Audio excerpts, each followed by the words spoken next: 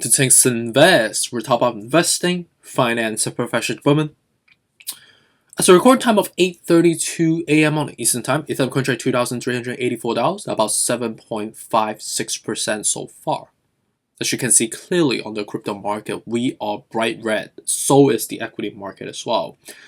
Mainly driven by the media affectation around the cultivation of the Russian-Ukraine war.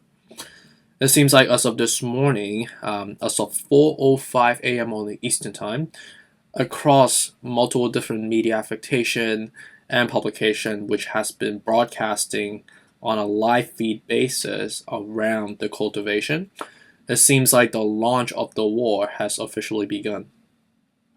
Right, and as of last night, or technically morning, in their local time, around 7:30 a.m.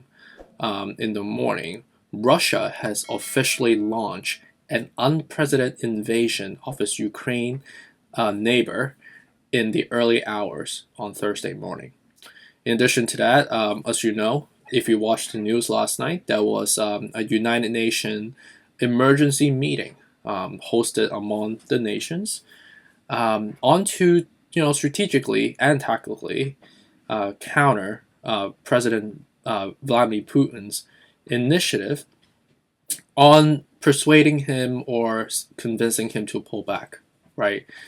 And as a counter, Vladimir Putin has issued a chilling warning to the West, right? Saying that any countries that tries to interfere with what he's trying to do, which is basically to take over Ukraine, and the verbiage that he uses is very specific, right? Denazify, demilitarize, right? So denazify basically kind of characterize, Ukraine as some sort of a Nazi country, which you think about, president, in Ukraine, he's not in that characterization at all, right? Nor do they run the country that way. To demilitarize is a very specific verbiage around completely disarming their military force. So I think this is only the beginning of the war. I'm not a political scientist, but based on the verbiage that he said, it seems very much like so, right? It's definitely, the worst news has came true, right? That's something we know. And I think it's gonna keep happening. And knowing the fact that, just like try to characterize like how is Vladimir Putin as a person as a whole. He's a wealthy multi-billionaire, right? He is, he's getting up there in terms of his age, right? He's definitely looking for a successor coming up. And I think, there are some speculations around the media front, and I could kind of agree with that, is that he's, before he retires, right? He wants to put Russia on the map of the globe, right? He wants to stand alongside being one of the most powerful countries in the world, alongside with like US, alongside with like China, right? And by doing this, this is basically his last hurrah, if you may, onto making a name for himself, right? And there's some even speculations around, or frankly, maybe just media affectation, calling him, Vladimir Putin as like the 2022 versions of Hitler back in the day. So, if that's the case, right? If we are replaying history on how Hitler has invaded Poland back in the day, then we are gonna be in for, a even more worse affectation going forward. In addition to that, one last thing that I want to talk about is with respect to the job claims numbers that came out today, beside obviously the Russian-Ukraine war. So it seems like the jobless claim number as of that released this morning has totaled to be 232,000, which is slightly less than expected. And with respect to a Q4 GDP revised up to 7%, right? Is an okay one. It's not like a terrible adjustment. The number is not a big miss, so we relatively neutral on that front. But obviously, the main driver of today's dynamics that we see in the market is mainly due to the war that's cultivated, right? So without wasting more time, let's just dive into the technical analysis. With respect to recording time of 8:37 a.m. on the Eastern time, Ethereum could trade $2,000, basically $400. Right now, we are at the next resistance level. You know exactly what technicals is indicating. And we do have a lot of resistance coming ahead of us, right, with the 33 out of 70. So at the moment right now, it's the logical move to be incurring risk. Despite how negative the market looks like, right, just believe that long-term wise, we'll get over this hump and we'll all get better, right? We are all collectively bleeding right now across the whole market.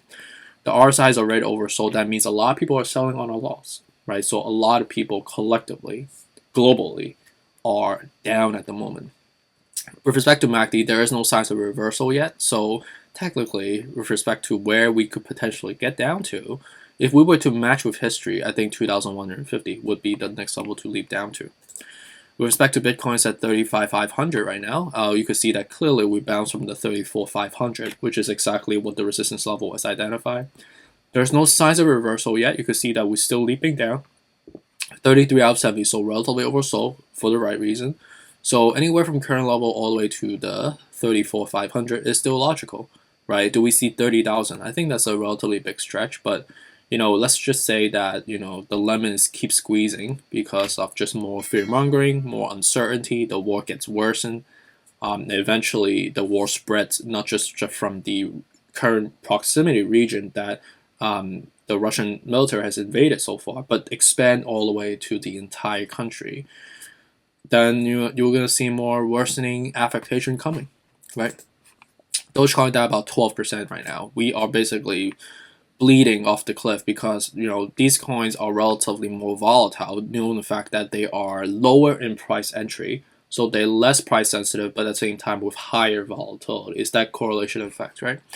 So right now the 29 out of 70, so relatively oversold. So anywhere from current level all the way to bottom is basically a buy.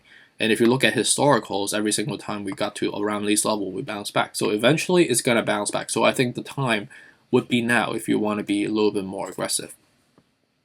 Cardano is at the 74, 77 right now, at the 27 out of 70, comparable in dynamics.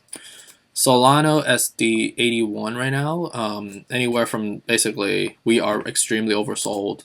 Let's just take a look at the RSI. We are at 33 out of 70, comparable in terms of dynamics, really oversold. So incurring risk right now, anywhere from current level to 75 is still logical. XRP is down about 13%. Again, right, anywhere from we are actually at the level that we should start dollar cost averaging, 63 to 57. With the 30 out of 70, technical came true, right? We broke the first level, consolidate, second level, consolidate, broke the third level, consolidate. That's exactly where we're at right now.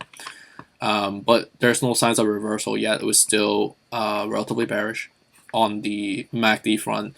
But RSI is relatively oversold, so wait until you see that negative apex until you buy in.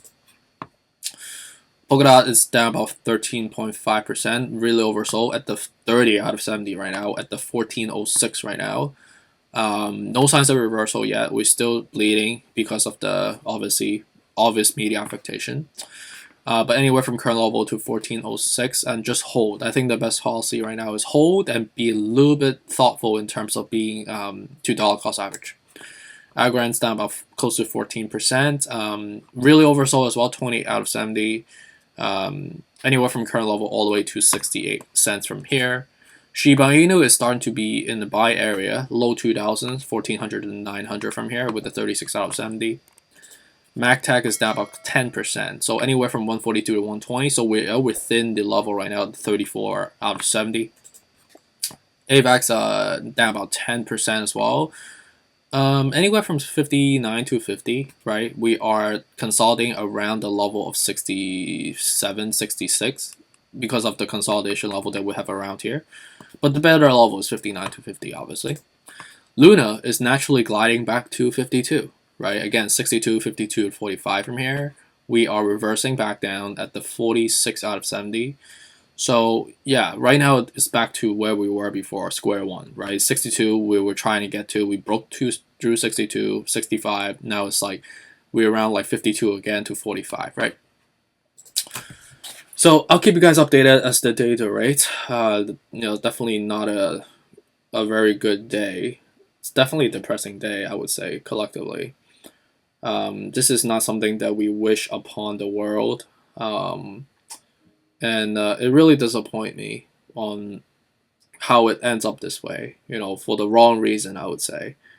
I just hope that, he will, what I mean specifically is Vladimir Putin, is he will realize what a detriment he's doing to the world. He's sacrificing people in Russia and obviously Ukraine for a lack of logical reason, but rather for, I don't know if the right word, egotistic reason, just so he could beef himself up even more to be like the powerful man in history for, destroying an innocent country that didn't really do anything to begin with. There was really no motive on why Ukraine is being, a target, really, if you think about it that way. They have not done anything that is relatively outlandish or outrageous that is counter towards Russia. But with history, obviously, it has an extra element, right? And yeah, so I don't know what to say. It is relatively terrible, but I'm right there with you, But let's get stronger. Let's stay together. Yeah, let me know if you have any questions, and stay tuned. Take care. Bye.